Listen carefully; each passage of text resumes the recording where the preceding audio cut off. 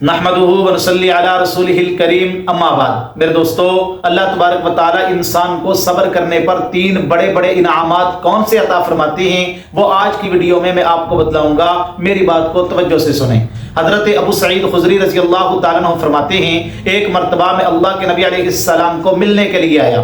میں نے دیکھا کہ اللہ کے نبی علیہ السلام بیٹھے ہوئے ہیں۔ سرکار دو عالم صلی اللہ علیہ وسلم نے ایک کمبل مبارک اپنے جسم پر اوڑھا ہوا ہے۔ میں حضور کے قریب ہوا۔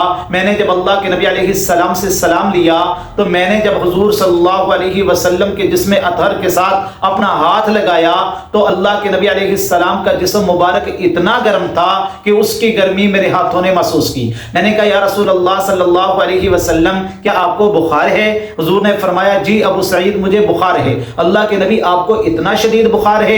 اللہ کے نبی علیہ السلام نے فرمایا ابو سعید، ہم اللہ کے نبی ہیں، اللہ کے انبیاء کی جماعت ہیں، ہم اللہ کے مقرب ترین بندے ہیں، اور جو جتنا اللہ کے قریب ہوتا ہے اللہ تبارک و تعالی اس کے اوپر امتحانات اور آزمائشیں بھی اتنی ہی زیادہ لاتے ہیں۔ اور مزے کی بات یہ ہے، ہمیں جتنی آزمائشیں آتی ہیں ہمیں ثواب بھی اتنا ہی دگنا اللہ تبارک و تعالی عطا فرماتے ہیں۔ میرے نبی نے فرمایا جو اللہ کے سب سے زیادہ قریب ہوتا ہے اللہ تبارک و تعالی اس کے اوپر اتنی ہی آزمائشیں اور امتحانات لاتے ہیں تاکہ اپنے بندے کو نوازیں، اپنے بندے کو مقام عطا فرمائیں۔ حضرت ابو طلحہ رضی اللہ تعالیٰ عنہ ایک مرتبہ سفر پہ تشریف لے کر گئے۔ جب ان کے آنے کا وقت تھا، کافی دنوں کے بعد، حضرت ام سلیم رضی اللہ تعالیٰ عنہ، یہ ان کی بیوی ہیں، تو ان کے بچے کا انتقال ہو گیا۔ اب اسی دن انہوں نے آنا تھا، اسی دن ان کے بچے کا انتقال ہو گیا۔ تو حضرت ام سلیم رضی اللہ تعالیٰ عنہ نے بچے کو غسل دیا اور ان کو ایک چارپائی پہ لٹایا اور کپڑا ڈال دیا۔ جب شام کو حضرت ابو طلحہ تشریف لائے، ان کو کھانا کھلایا، ان کے پاس بیٹھی، ان کی خیریت دریافت کی، حتیٰ کہ اس رات کو میاں بیوی نے ملاقات بھی کی۔ تو جب تہجد کا وقت ہوا تو حضرت ام سلیم رضی اللہ تعالیٰ عنہ نے حضرت ابو طلحہ سے کہا ابو طلحہ میں آپ سے ایک بات پوچھنا چاہتی ہوں۔ انہوں نے کہا جی پوچھو۔ انہوں نے کہا بات یہ ہے، اگر کوئی آپ کو کوئی امانت دے دے تو کیا وہ امانت خوشی سے واپس کرنی چاہیے یا نہیں؟ تو حضرت ابو طلحہ کہنے لگے وہ اس کا مالک ہے، اس نے تو وہ چیز ہمارے پاس امانت کے طور پہ رکھی تھی تو واپس کرنی چاہیے خوشی سے۔ کہا پھر سن لو، اللہ تبارک و تعالیٰ نے ہمیں جو بچہ امانت کے طور پہ دیا تھا اللہ نے وہ امانت واپس لے لی ہے، اس کا انتقال ہو گیا ہے۔ انا للہ و انا الیہ راجعون۔ حضرت ابو طلحہ بڑے حیران ہوئے۔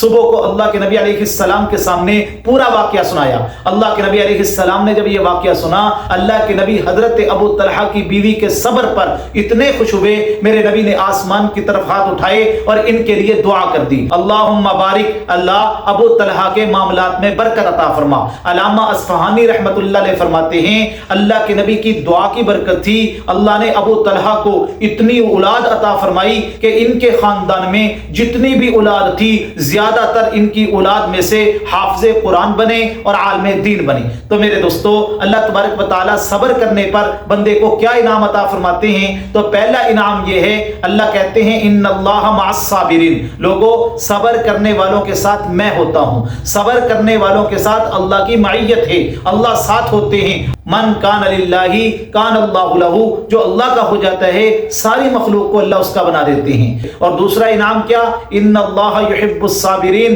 اللہ صبر کرنے والوں سے محبت فرماتے ہیں، اللہ اس بندے سے محبت کرنے لگ جاتے ہیں۔ میرے دوستو، اللہ اس کو محبوب بنا دیتے ہیں جو صبر کرتا ہے۔ اور تیسرا انعام کیا؟ انما یوفی الصابرون اجرہم بغیر حساب، قیامت والے دن اللہ صبر کرنے والوں کو اتنا اجر عطا فرمائیں گے جس کی گنتی کوئی نہیں، جس کا شمار ہی نہیں کیا جا سکتا۔ حدیث مبارکہ کا مفہوم ہے اللہ تبارک و تعالی صبر کرنے والے بندوں کو اتنا اجر، اتنا ثواب قیامت کے دن عطا فرمائیں گے کہ وہ تمنا کریں گے اللہ ہمارے جسموں کو، ہمارے چمڑے کو کینچیوں کے ساتھ کاٹ دیا جاتا جتنا ہمیں ایک ایک آزمائش پر صبر کرنے پر آپ کی طرف سے اجر دیا جا رہا ہے۔